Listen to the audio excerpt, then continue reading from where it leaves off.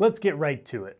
Number one, this can't be a finance channel without me starting with the most important thing that I hear literally day in and day out. I meet with my private financial coaching clients, and most of them are in their 50s and 60s, and all of them always say this: I wish I knew how to do this correctly when I was younger. Now, some of you know this, but watch this because it's crazy. Let's say you're 35 and you decided to invest until you're 65.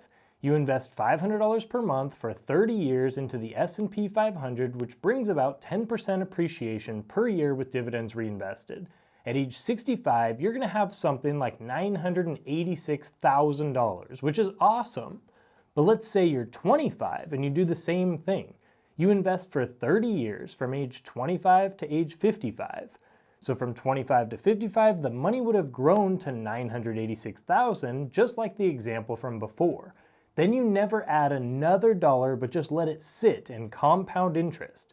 That $986,000 will now turn into over $2.5 million.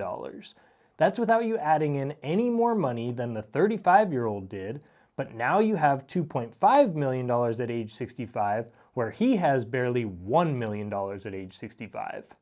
Crazy. Number two, invest more of your portfolio into ETFs and mutual funds versus just individual stocks. You can't beat the market long term. No one can consistently. 95% of professional traders and fund managers can't beat the S&P 500 over any 5-year period.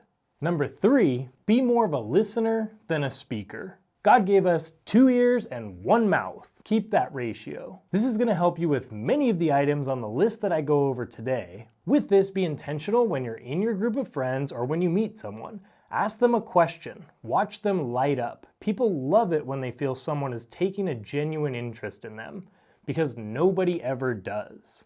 Number four, this one was shared with me by my amazing girlfriend. We've actually had a lot of great conversations around a lot of these things that I'm going to talk about today, and actually that last one was by her too, as she's one of the best people I've ever seen at including people in the conversation and making other people feel included and heard. But anyway, what she told me recently was so profound. You can either be a fountain or you can be a drain. What this basically means is you want to be cognizant of your energy and understand that you can either be positively affecting others or you can be negatively affecting others. It's really in your mindset and really how you view things. You could say something like, I have to go to work, or you can flip it and say, I get to go to work. You're blessed to be able to go to a place that's going to pay you some money. You can say, I have to go do this workout, or you can say, I'm able-bodied.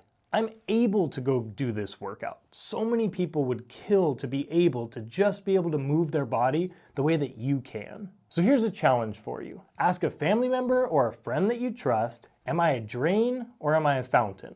See what they have to say. It might be very telling, and it might be something that you might want to work on in your life. And this definitely leads into number five. Number five, have a friend, a true friend that can actually keep you accountable. This is so important for all areas of your life, and especially in places that actually mean more than just finances alone, but it can also be very big for your finances as well. As far as accountability, I see women do this very well, but I don't see men doing this quite as well. Get deep with a bro. Work to strengthen each other. As the Bible says in Proverbs 27:17, as iron sharpens iron, so one person sharpens another. Find someone who will be that for you and be that person for someone else, and watch your life improve.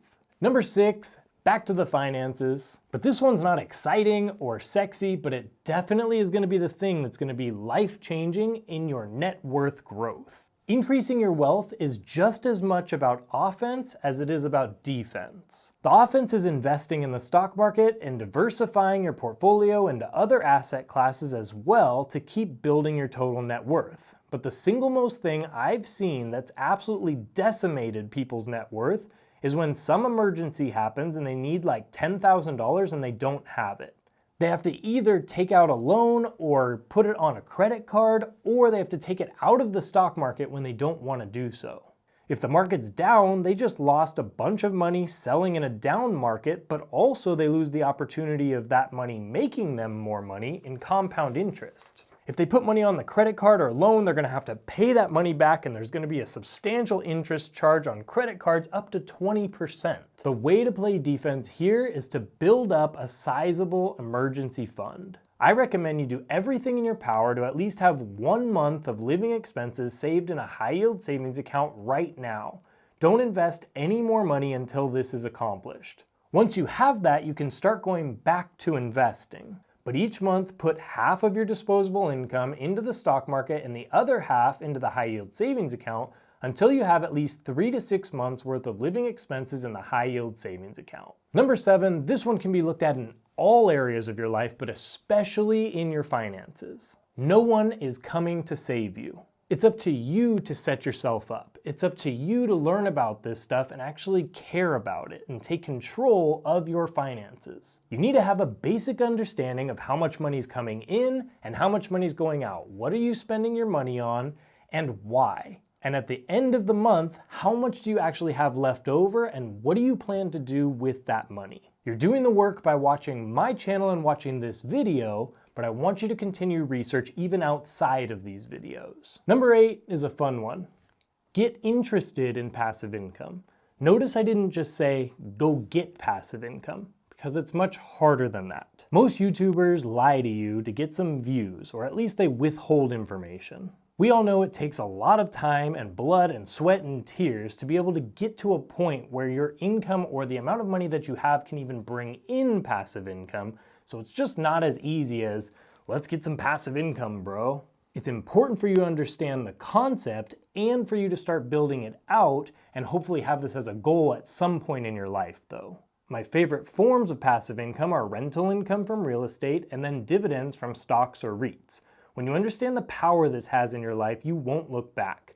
If you build that enough, by the time you're 40 or 50, you could retire totally from your job and just receive this paycheck of dividends every quarter that might equal what you were getting when you had a job. But you don't have to do anything, so you can just travel, or you can do a hobby, or you can do what you want with your time.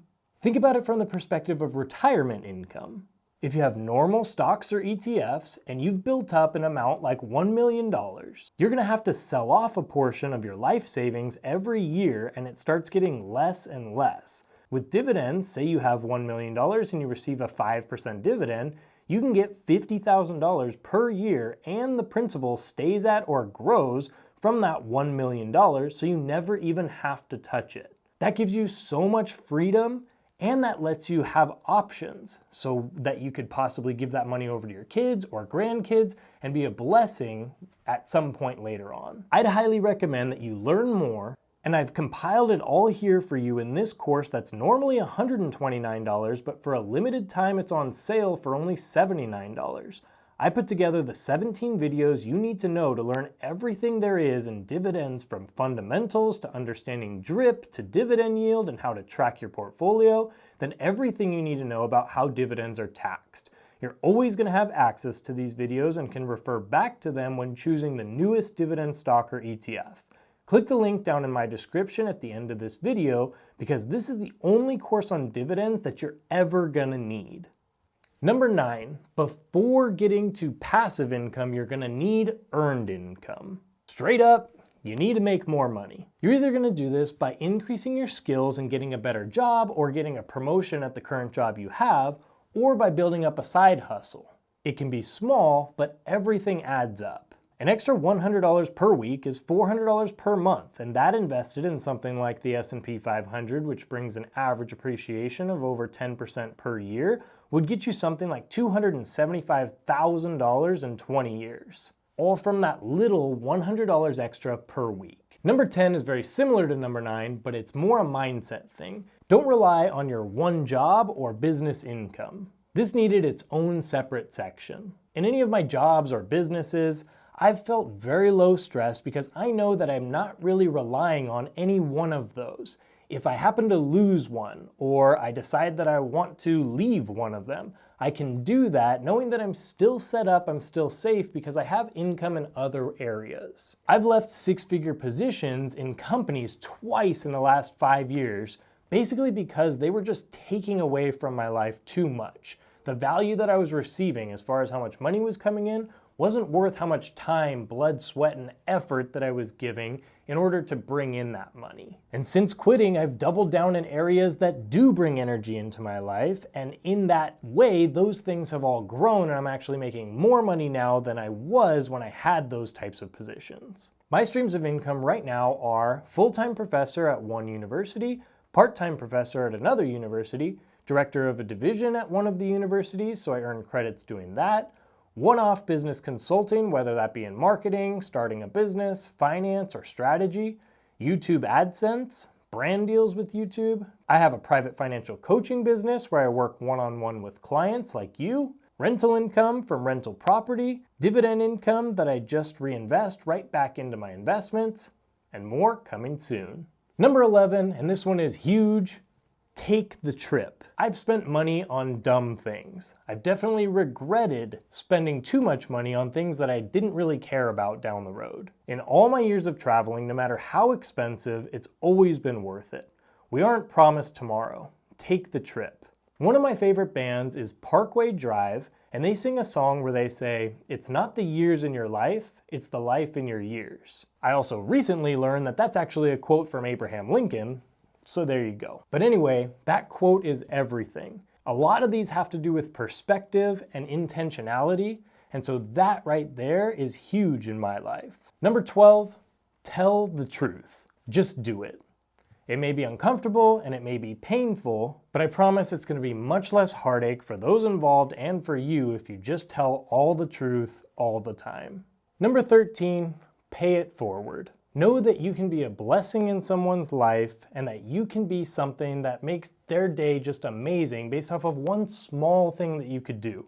This could be anything like paying for somebody's Starbucks in the Starbucks line or just giving somebody a nice compliment. You shouldn't only do it because you know that it's going to come back to you, but I totally agree and I believe that it will come back to you. And so I know for me, I want to put out the type of energy or the type of love that I want to receive back. My favorite artist of all time is Bob Marley, and he says, "Live for yourself and you'll live in vain.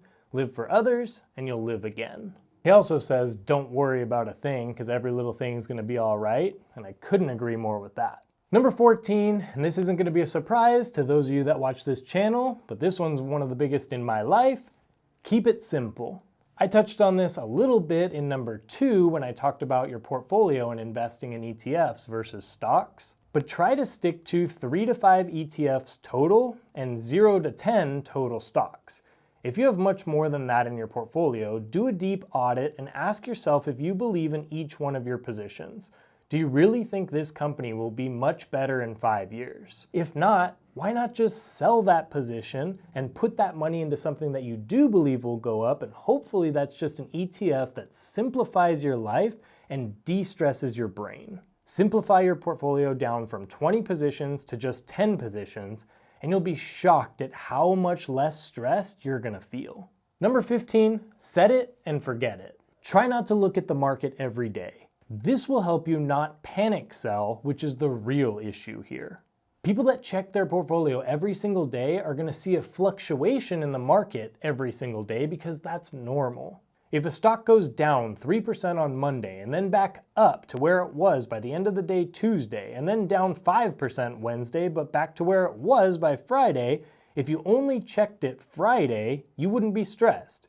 If you checked it each day, you'd have a minor heart attack. It still did the same thing, and you can't control that, but you can control how often you check it. Again, know that market fluctuations are normal, and just set it, believe in what you did, and make sure that you researched it ahead of time, obviously, but then just chill. Maybe look at it once per week, or even better would be once per month or less. Number 16, continue to challenge yourself always. This one comes from my little athlete of a girlfriend, and I could not agree more. I actually have a tattoo of 2 scorpions, and it's basically for this basic thing. It means that I need to keep myself sharp because someone out there is doing the same thing. If 2 scorpions fight and one has a sharper or bigger claws or stinger, that scorpion's gonna win and the other one is gonna lose. Even if you consider yourself to have made it, or you have a sizable nest egg that you've built up, or you've made it because now you're retired, I recommend that you find a new challenge to keep yourself sharp. This could be something like running a 5K, or learning a new language, or being disciplined to save $500 more per month. My girlfriend's already a decorated athlete and coach, but she decided to challenge herself in a new sport and is training for a sprint triathlon coming up soon, and I couldn't be more proud. My challenge these days is in jiu-jitsu, and for any of you that practice this, you know what I mean by challenge. Number 17, never stop learning and never stop researching, specifically in finances. For finance, this would be staying up with the top companies and how the market's doing overall. This would also mean staying in tune with what's going on in politics and economics at a national and international scale. Understand what's happening in the world you live in and watch what happens to the stock market when new policies are introduced, or market rates are cut, or international crisis occurs. Use my channel for that because I will update you with that periodically, but definitely do your own research on this as well. Number 18, I can't do a video like this without highlighting one of my favorite life mottos. Sometimes you win, sometimes you learn. No matter what happens in life, take it as a teaching moment. I've failed businesses and relationships and investments, but since I've learned from each of them, I'm now set up way better now and able to succeed in a much higher scale than I was before. And it's all because I took those failures as a little road bump, something that slowed me down but didn't totally stop me. And then I learned from that and made it way better for the future. Number 19, if it sounds too good to be true, it is. Every time. Whether it's this awesome new opportunity to make you a whole bunch of money and you're only going to have to work 1 hour a week, or it's this investment that's supposed to go up 300% by the end of the month, it's going to end in tears and frustration. Slow and steady does win the race. The wealthiest people I know got rich slow, but they got stupid rich. This channel is going to help you do that specifically. Number 20, just because it worked in the past doesn't mean it's going to work in the future. The old 3-fund portfolio is a third S&P 500, a third international ETF, and then a third bonds. This is completely outdated. The original strategy is genius, but the execution is terrible and outdated, and I found the best way to actually execute this correctly in 2024 and on. My new 3-fund portfolio follows this strategy, but with the correct ETFs for you to invest in. So watch this video to learn more. And remember to click the link down in my description for that Dividend course, because you definitely won't be sorry once you start earning that sweet passive income.